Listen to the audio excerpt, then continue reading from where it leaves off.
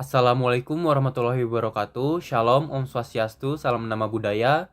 Nama saya Raden Zikri Najmuddin Ahmad dengan NPM 017 dari kelompok 2 Sastra Prancis akan menjelaskan tentang aliran filsafat kritisisme. Dan kali ini saya akan menjelaskan arti dari filsafat itu sendiri. Pengertian dari filsafat itu sendiri, filsafat atau filosofi berasal dari kata Yunani filosofia yang merupakan gabungan kata philos yang berarti suka atau cinta dan sophia yang berarti kebijaksanaan atau kenikmatan. Secara etimologi, filsafat dapat diartikan mencintai, menikmati kebijaksanaan atau kebenaran. Jadi, filsafat ini sendiri merupakan suatu dasar dari seluruh cabang ilmu yang ada di dunia saat ini. Jadi segala cabang-cabang ilmu di dunia ini didasarkan pada yang namanya filsafat.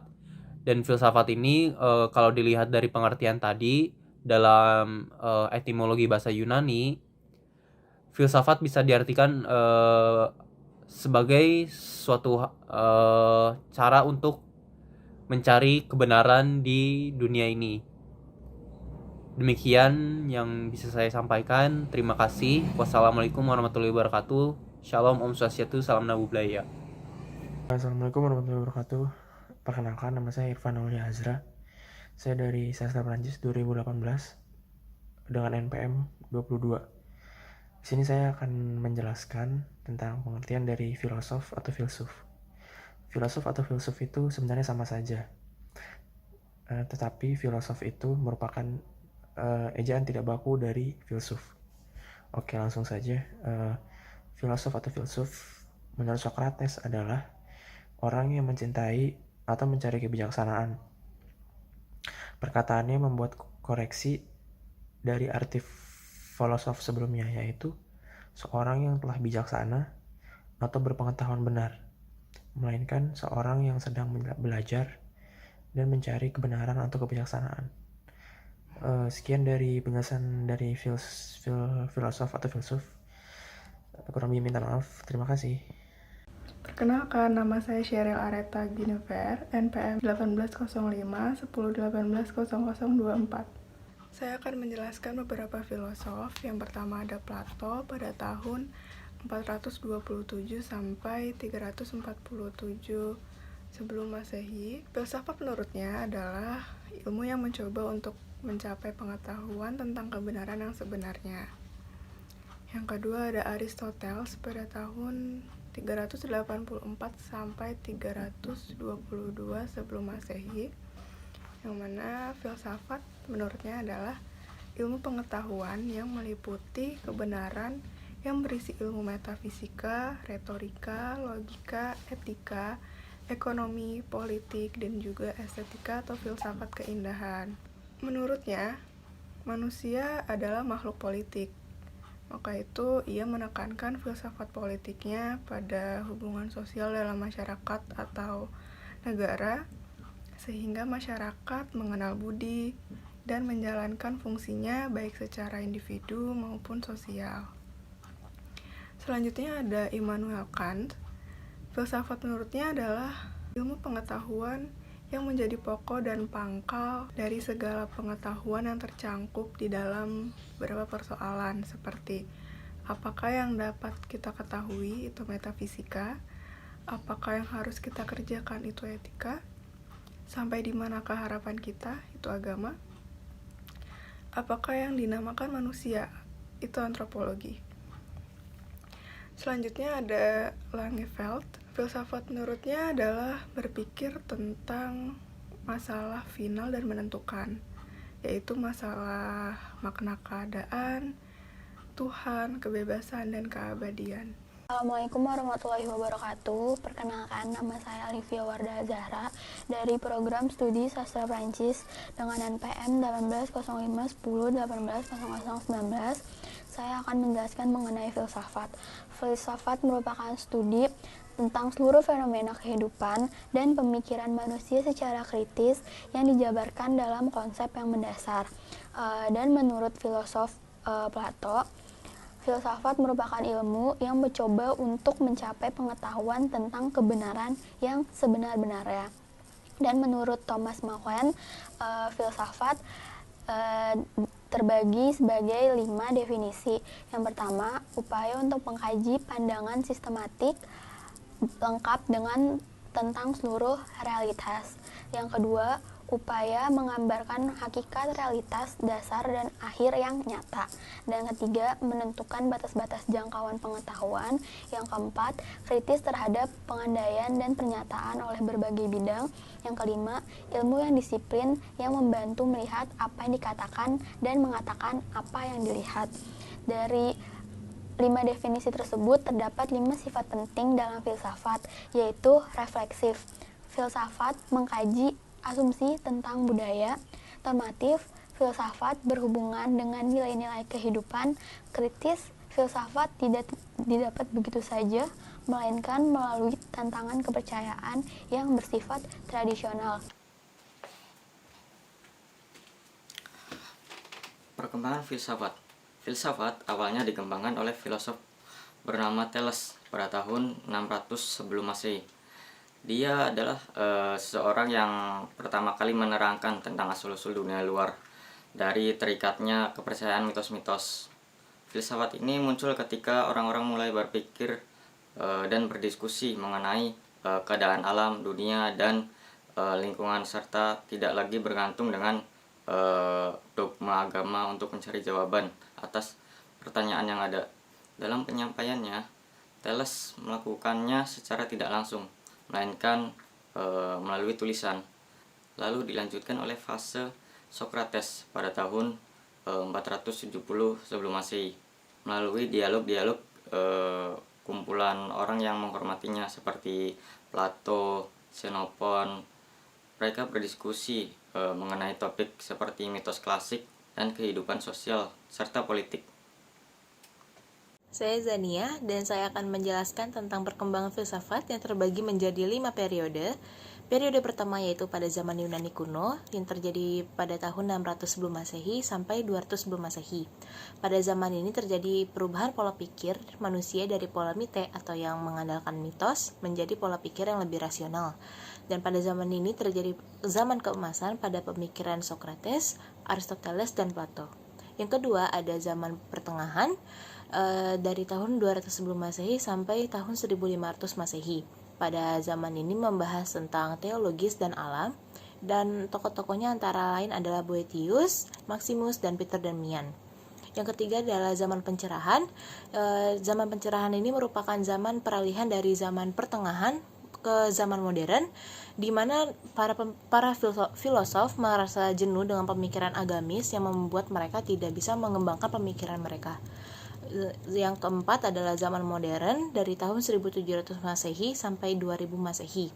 Pada zaman ini didominasi oleh pemikiran rasionalisme oleh Descartes, pemikiran John Locke dan David Hume yang merupakan empirisme, dan Immanuel Kant yang merupakan pemikiran krisisme. Filosof modern lebih individualistis dan menampilkannya dengan pemikiran-pemikiran mereka. Yang kelima adalah zaman pasca modern dari tahun 2000 Masehi sampai sekarang. Ditandai dengan pembicaraan mengenai eksistensisme dan fenomenologi yang disebut sebagai abad ilmiah dan meninggalkan cara berpikir pada zaman modern. Di zaman ini lahir juga pemikiran postmodernisme sebagai koreksi dari zaman modern yang muncul karena adanya modernitas. Nama saya Salma Rafifa Aprilia, Sastra Prancis 2018, NPM 15, yang akan memaparkan tentang aliran kritisisme.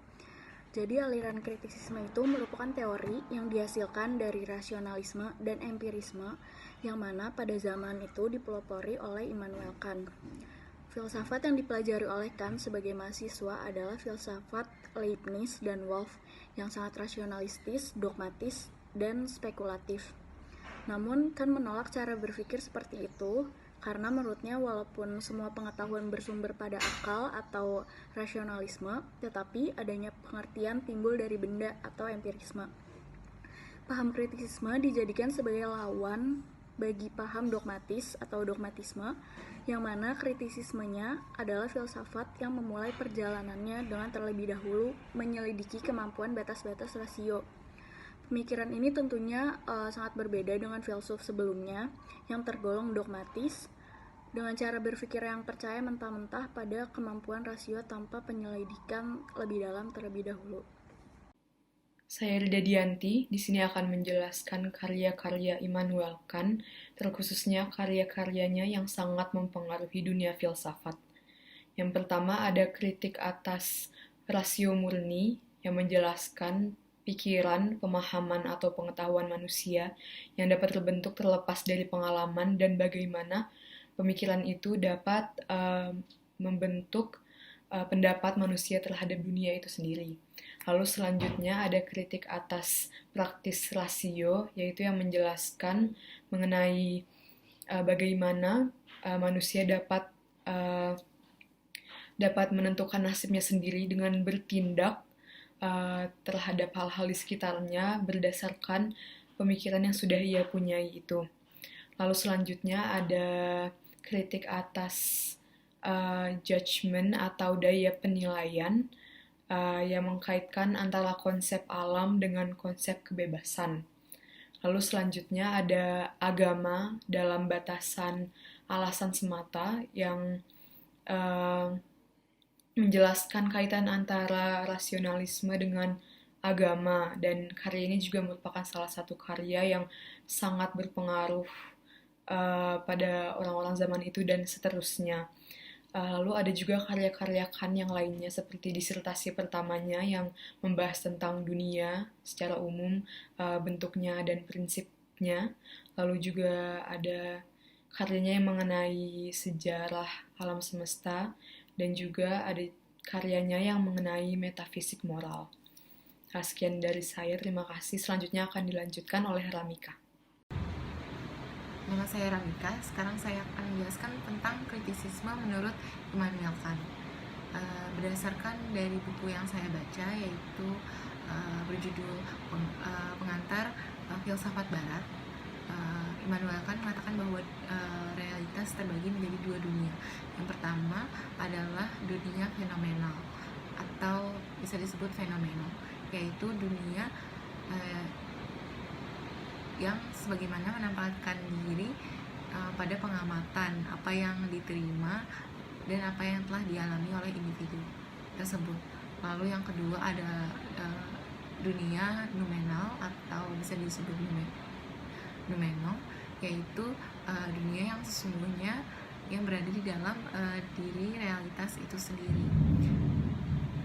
Meskipun dunia noumenal itu ada, namun keberadaannya di luar pengetahuan kita tidak dapat sungguh-sungguh menjangkaunya.